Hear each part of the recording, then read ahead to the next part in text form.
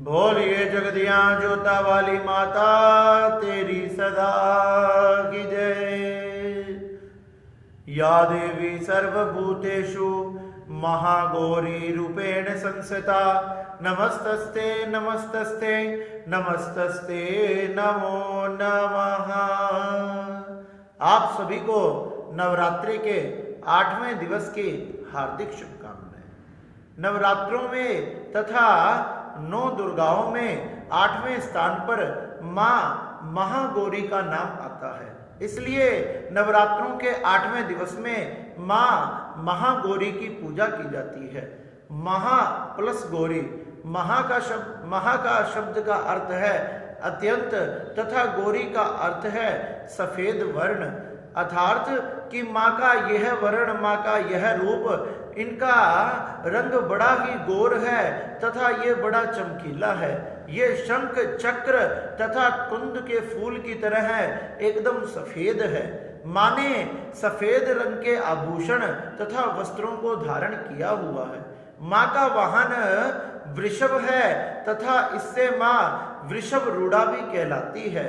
माँ का रंग सफेद होने के कारण माँ एकदम दूध की तरह चमकती है, इसलिए माँ को श्वेतांबरा भी कहा जाता है। माँ का सुंदर वाहन सिंह तथा माँ की सुंदर 4 भुजाएं हैं, जिन भुजाओं में एक भुजा में वर मुद्रा, अभय मुद्रा, डमरू तथा पुष्प आदि को धारण किया हुआ है, जो अपने भक्तों का कल्याण करने वाली है तथा अपने भक्तों की रक्षा करने वाली है।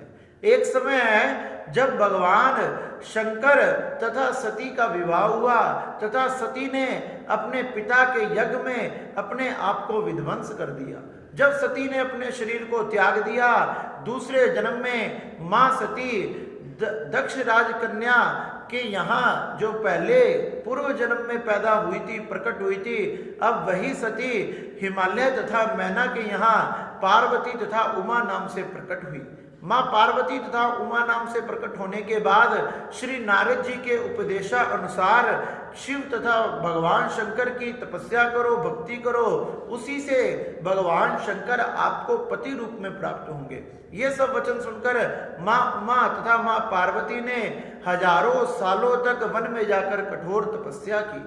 कठोर तपस्या के कारण हजारों सालों तक जो प्राकृतिक आपदाएं आती रही, कभी सर्दी, कभी गर्मी, कभी वर्षा, कभी तूफान, इस प्रकार से नाना प्रकार से, कभी बाढ़ का आना, कभी तूफान का आना, कभी आंधी का चलना, इन सारी प्राकृतिक आपदाओं के कारण माँ का शरीर धीरे धीरे क्षीण क्षीण झरझर होने लगा।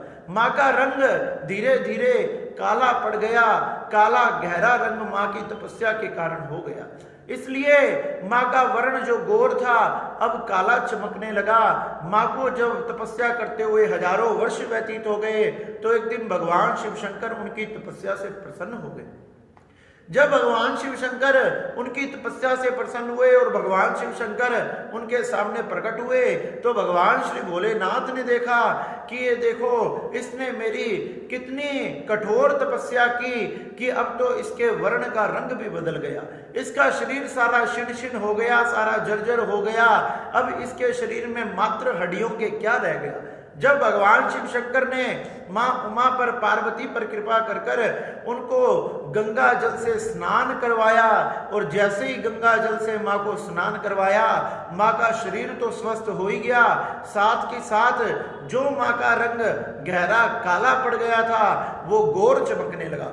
जैसे चमकती हुई बिजली बादलों के बीच में दिखाई देती है तथा उसका प्रकाश चारों तरफ फैल जाता है, जैसे आकाश में चंद्रमा जब 16 कलाओं के साथ खिलता है उसका प्रकाश समस्त ब्रह्मांड में फैल जाता है, उसी प्रकार से माँ उमा तथा माँ पार्वती में से गौर वर्ण में से प्रकाश निकलने लग गया, जिससे 10 दिशाएं प्रकाशित हो गई तथा गौर वर्ण माँ के शरीर से निकलने के कारण माँ का नाम महागौरी पड़ गया।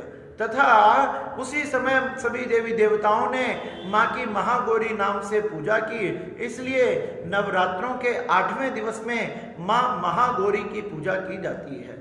इनकी पूजा करने से सभी प्रकार के पाप भस्म हो जाते हैं, सभी प्रकार के संकट भस्म हो जाते हैं। जिस प्रकार से माँ ने तपस्या से अपने मन को भगवान शंकर के चरणों में एकाग्र किया था, उसी प्रकार से इनकी पूजा करने से भक्तों का मन एकाग्र हो जाता है और भगवान के चरणों में स्थापित हो जाता है। उनके मन के सारे विकार निकल जाते हैं तथा माँ महागौरी उन पर कृपा करती है।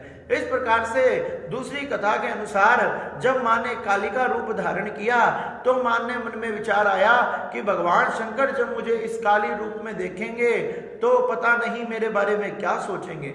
जब महाकाल रात्रि ने कठोर तपस्या की तथा कठोर तपस्या के प्रभाव से माँ के शरीर से इतना तेज निकलने लगा कि चारों दिशाएं प्रकाशित हो गई, जैसे मानो सहस्त्रों सूर्य एक साथ उदय हो गए हों।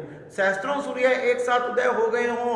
माँ का रंग जो था वो गोड़ चमकने लगा, गोर वर्ण माँ का निकल आया तथा जो काला वर्ण था वो माँ से छूट गया। उसने एक केशकी का रूप धारण कर लिया तथा उसने जाकर दुष्टों का दमन किया तथा माँ का गोर वर्ण से 10 दिशाएं प्रकाशित होने लगी। सभी देवी देवताओं ने उनका पूजन किया तथा नव दुर्गाओं में 8वें स्थान पर महागौरी नामक स्थान पर उनको रखा तथा महागौरी नाम से उन देवी की पूजा की जाती है। इसलिए नवरात्रों के 8वें दिवस में माँ महागौरी की पूजा करें, उनकी अर्चना करें, उनको लाल तथा सफेद पुष्प चढ़ाए, फूल चढ़ाएं, फल चढ़ाएं। इससे माँ अपने भक्तों पर अति प्रसन्न होती है।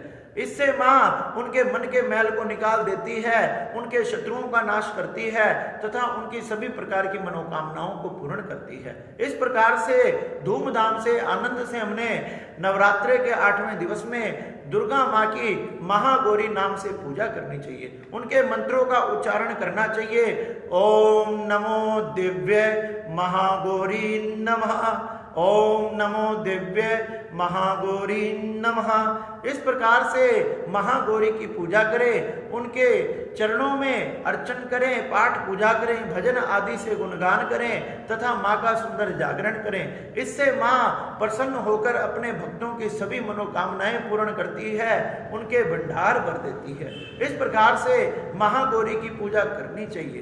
बोले जगदियां जोता वाली माता तेरी सदा ही जय। जयकारा शेरा वाली दा, बोल साचे दरबार की जय।